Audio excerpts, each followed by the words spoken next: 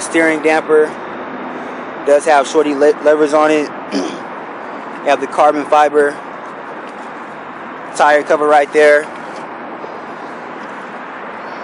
Pretty much just those things in general. Of course, the pipe especially, that's probably somewhere approaching like the $750 to, if not $1,000 price range on just different parts on the bike. So if you were to look at it like that, I mean, I'll only pay about $2,000 for the bike itself, and then another $1,000 for the actual aftermarket parts on it. So yeah, that's pretty much about it. Of course, it's a beautiful looking bike, very similar to the 600RR, but still different in its own way. So I'm gonna kind of go into depth as far as different things to look at when getting your first bike, and why I think that this here is one of the best, if not the best, beginner bike here. And as you can see, Honda right there. So that is what we're going to be talking about here today. Yeah. We did a few points. First off, insurance price and buying tips, and also the price of the actual bike itself, and how much you probably want to spend with getting a first bike. Next off, some different issues that I actually encountered when looking into my first bike. First one being the size and weight factor. Second one being the comfort of the ride and comfort of the bike. Third being the power situation. It's always the question, 250 or 600 when getting your first bike. It's always the question. Next off, longevity, meaning how long you actually plan on keeping your first bike. And last, just how you feel in your physical ability here. So I'm starting off with the price. As you already know, when getting your first bike, you probably are, most people say you're going to probably drop it at least once or twice, probably.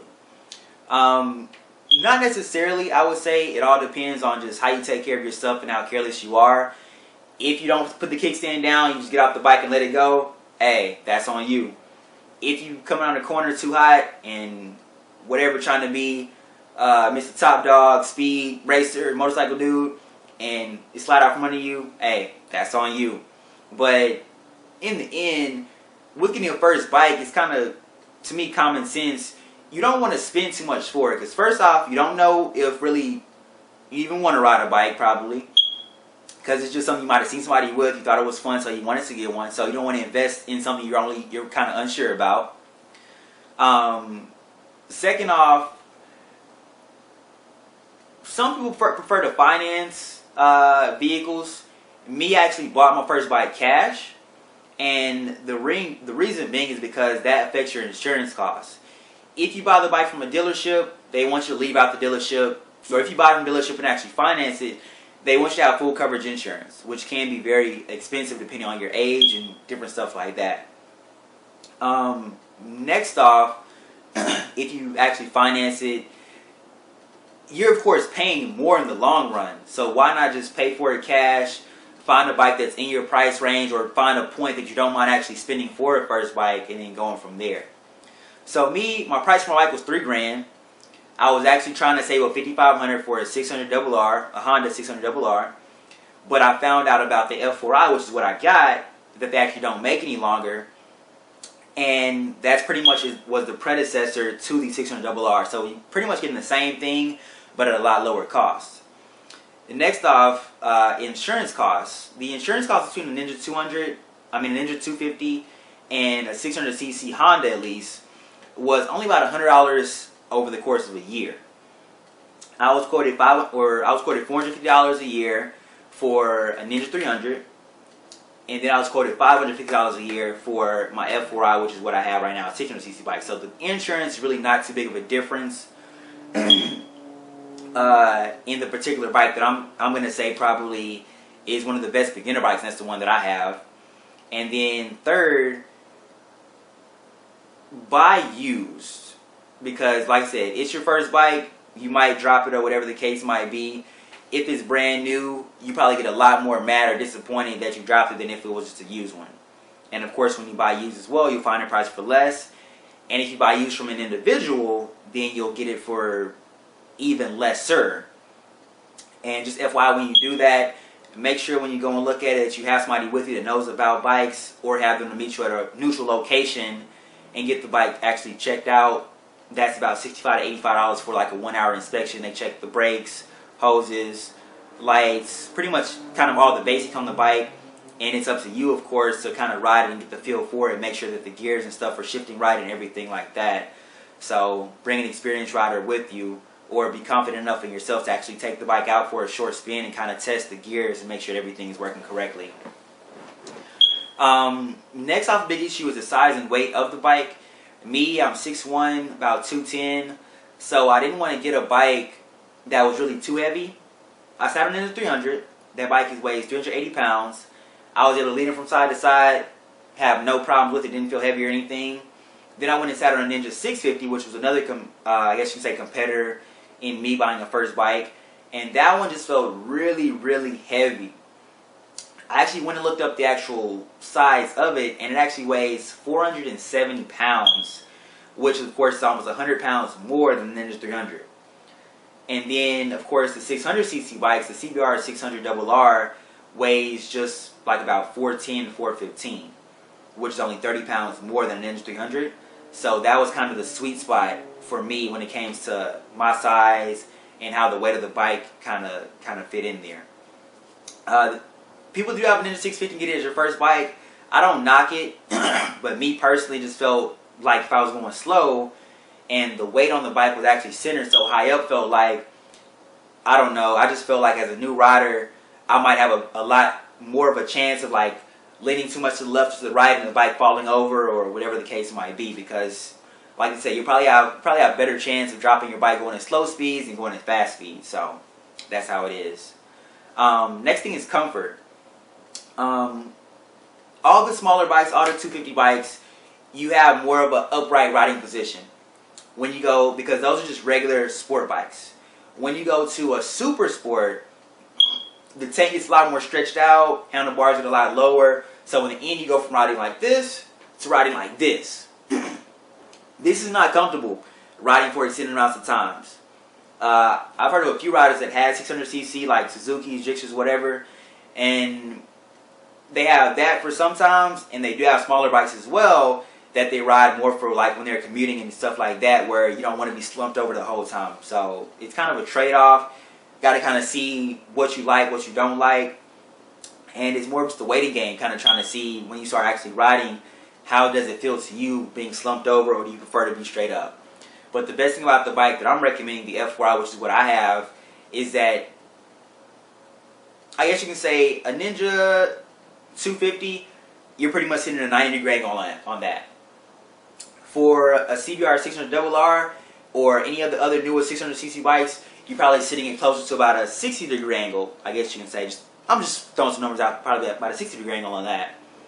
On the bike that I have, it's right there in that sweet spot, like 75 degrees. So you're kind of still upright, but you're not too far over, and it's like that sweet spot in the middle. That's the best way to describe it. Right, so like I was saying, the biggest thing as far as comfort-wise, what I was talking about is this here. You see how the tank, this is got like the tank right here, of course. If you were to sit the bike straight up, of course I can't do it now, but if you sit the bike straight up, this is pretty much even with the handlebars. If not, actually the handlebars actually maybe even be a little bit higher. But when it comes to comfort, that makes a huge difference, because you're not actually leaning over the tank. The tank is more of just kind of like a little holding area, kind of for your body to kind of shift against, but you're not necessarily leaning over it like some of the newer series 600cc bikes. So that's kind of what I was talking about when I'm saying as far as comfort wise. So we'll get back to the actual discussion about everything here. Next thing is the power. I live in Dallas, Texas. Freeways is crazy. Simple as that. Streets is crazy. If you're in a smaller city that may not have too much traffic, hey, you might be able to do a 250 or 300, be the fastest thing on the road. Here in Dallas, people be moving. Everybody is zoom, zoom, zoom on the freeway. Even on the streets. I had a minivan try to race me the other day. I'm like, what you doing, dude? I'm going like 55 and like a 45, so I'm going a little bit over the speed limit. But this dude in the minivan, like, he's like straight going like 65 miles per hour. I'm like, dude, you're in a minivan with like 2 kids. What are you doing? But it was kind of funny, like, I didn't really think much of it. I actually slowed down and let him just go ahead about his business. But I'm like, come on now, bruh. But anyways. So, like with me, I want to be able to ride my bike on the freeway and on the streets and everything like that. So when it came to power, I wanted the power of a 600, but the Ninja 300, which is the other bike that was in contention to get to for my first bike, I heard from a lot of reviews that it does have enough power to handle the freeway at pretty nice speeds and stuff. Of course, you can't be going 80 on the freeway and then pop a wheelie on the Ninja 300. It doesn't have the power for that, but it'll get you from point A to point B, no problem.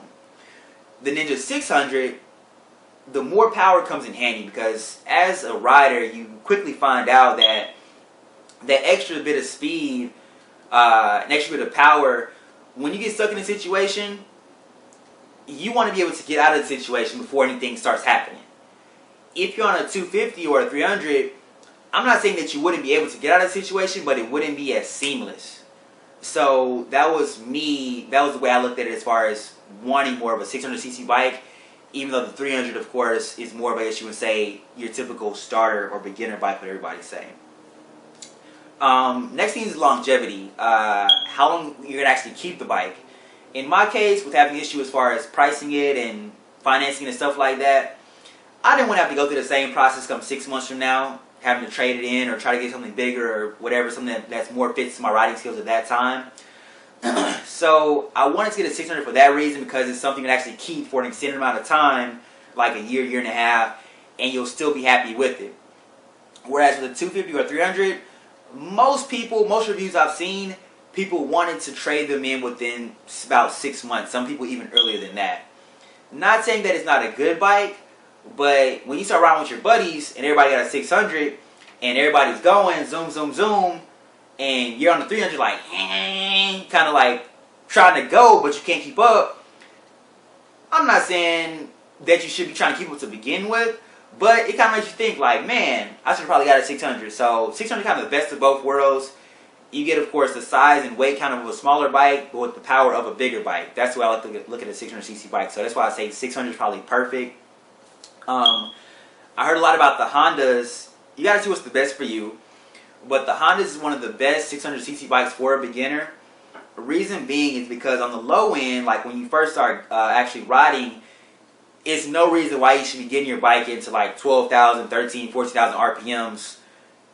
Really, because you're new on the bike. You're not trying to kill yourself on there. So on the low end,